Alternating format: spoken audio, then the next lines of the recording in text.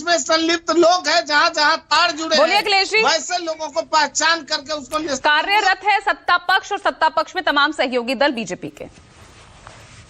Ma'am, लोकतंत्र में जो सत्ता में है उनको जवाब देने की जरूरत होती है, तो हमारे जो साथी हैं यहाँ गुस्सा दिखा रहे हैं।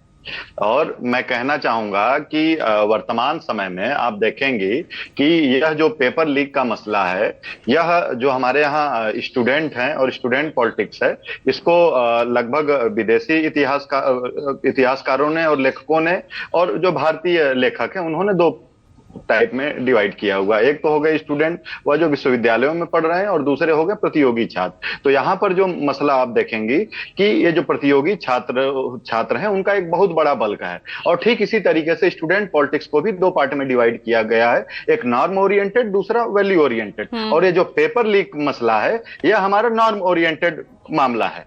तो मैं कहना चाहूंगा कि आप देखेंगे कि लगभग 41 से ऊपर जो पेपर लीक हुए हैं, और 7 साल में 70 से ऊपर पेपर लीक हुए हैं। जैसा कि हमारे साथी पवन जी ने बताया और दीपक जी ने बताया, उनकी बातों को ऐड करते हुए मैं कहना चाहूंगा कि आप देखेंगे कि सिर्फ नीट नहीं, सिर्फ यूजीसी नेट नहीं, सिर्फ यूपीएसआई यूपी पुलिस नहीं, इतिहास में पहली बार हुआ है कि सीबीएसई के पेपर लीक हुए हैं, हाई स्कूल इंटर के पेपर लीक हुए हैं।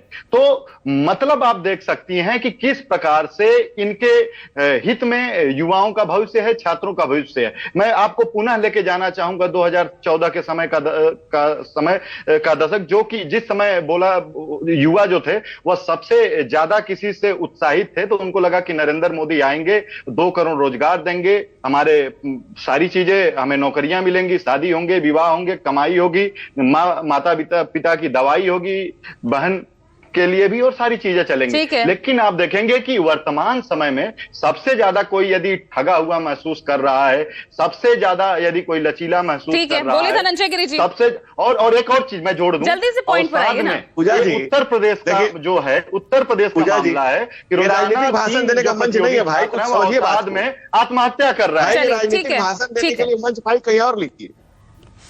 पूजा जी, सबसे बड़ी दिक्कत यह है कि कांग्रेस अपने एजेंडे पर सीधे भले दूसरी बात है, ये अच्छा लगा, उन्होंने कहा कि स्टूडेंट पॉलिटिक्स का मामला है।